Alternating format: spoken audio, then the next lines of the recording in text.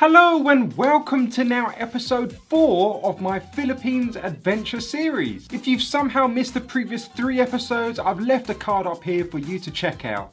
You know, it's up to you don't have to. So for this episode, this is a bit of an action-packed adrenaline junkie flying off the chain kind of episode. Because it consists of ziplining high in the sky and jumping off cliffs in amazing waterfalls and rivers. So we took a 40-minute drive from Waterfalls to Kawasan Waterfalls. And once there, you can either take a 1-hour walk through the forest and jungle, or you can zipline, which greatly reduces time. So we did just that. Now, I've taken a few zip lines in my time, but doing one this high, I don't think I have, so I was really excited. Now, you can zip line in 2 ways, either the standard by sitting down, or you can do a Superman pose and be lying down. I would have loved to have tried the Superman pose, however, I thought it might have been a bit better to sit down so I could easily film around me, so I chose this method instead. So when it was my turn, I got into my harness, made a final bid farewell to the world, and leapt off into the unknown. And I gotta say, this was so exhilarating. My face just says it all. Not only do you zip down at quite fast speeds, but you get an absolute breathtaking look in 360 degrees.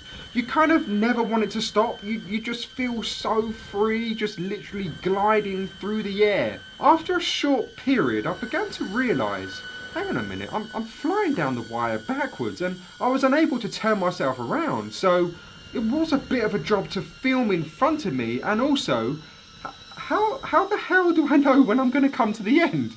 My face says, hey, this is fun, but I'm going quite fast. What the hell's going to happen at the end?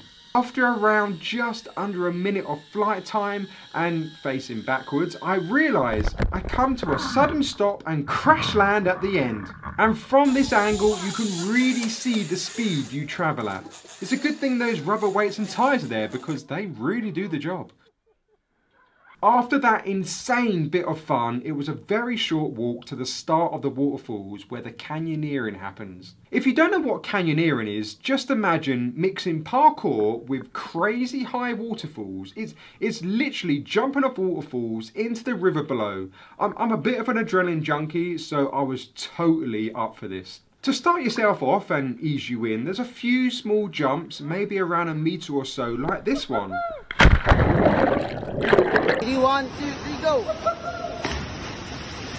Still really fun though, regardless of the height. Then after every jump or dive, you navigate to the next waterfall, clambering over different rocks and swimming through mini lakes. And the water is so invitingly refreshing, it's just a great way to cool off. But don't worry, in places the water isn't too deep, so you can easily swim or just walk around. Up next was another mini jump, maybe between 1 metre to 2 metres. Still nice and easy. Child's play really. Of course, if any of the jumps were a bit scary for you, you can simply just climb down the rocks until you're more comfortable with the height to jump off. As soon as I jumped in, I saw people queuing up for a big jump and thought, yep, that's a bit of me. Now we're talking. So I climbed up to it and had to give it a go myself. I think this jump is maybe around 3 to 4 metres high.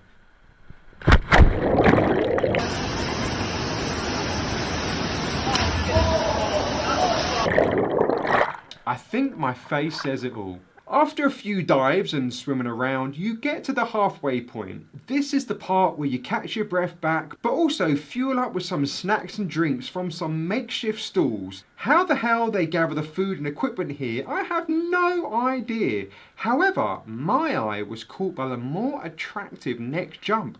And wow, was this a big one. Just a sheer drop down below, creeping up to maybe around 5 metres high. So I stepped up to the edge, took a deep breath and jumped straight in. It's really weird because on camera it just doesn't look that high, but in person it really is.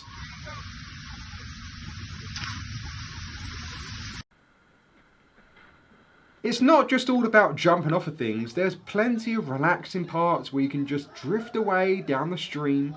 You know, we all got ourselves into a fun little conga line, I guess you can say, because that's just the thing to do around here apparently. I don't know. After a few more jumps and parkouring over rocks, we made it to the second to last jump. Now, this was a biggie. A huge 10-meter drop straight down into the crystal clear blue water below. I just had to do it. There was a bunch of people just standing around psyching themselves up at the top. I thought, fuck's sake, just get on with it. If you're not going to do it, just let me do it and get out of my way. So I peered over the edge, marked my spot of where to jump, and just went and bloody did it.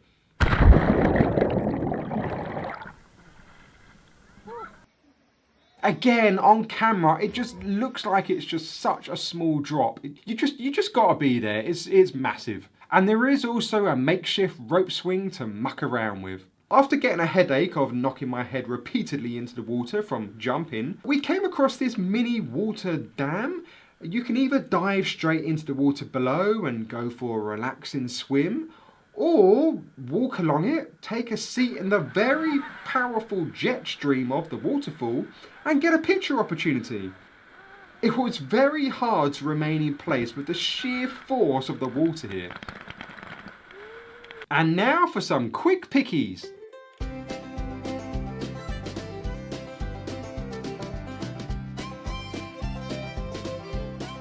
Up next would have been the last dive. This was a massive 15-meter drop where the waterfall is. However, unfortunately, due to the recent typhoons here, it kind of destroyed this place. You just can't jump here anymore.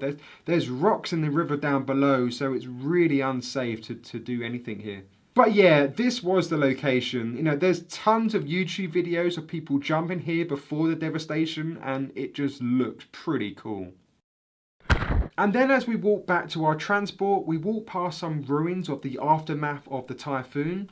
Just more trees, buildings, infrastructure just torn down and now just rubble. But you know, I'm sure it won't be long before they're back up and running again like never before. That night I enjoyed my last night in Wild Wild. I really enjoyed the nightlife here. This video just shows how busy it gets between a couple of bars. And again, loads of establishments were closed here because of COVID, but man, the nightlife here is just so good. I really need to go back. And that's it. That's the end of the Adrenaline Junkie episode, and more importantly, the end of episode 4.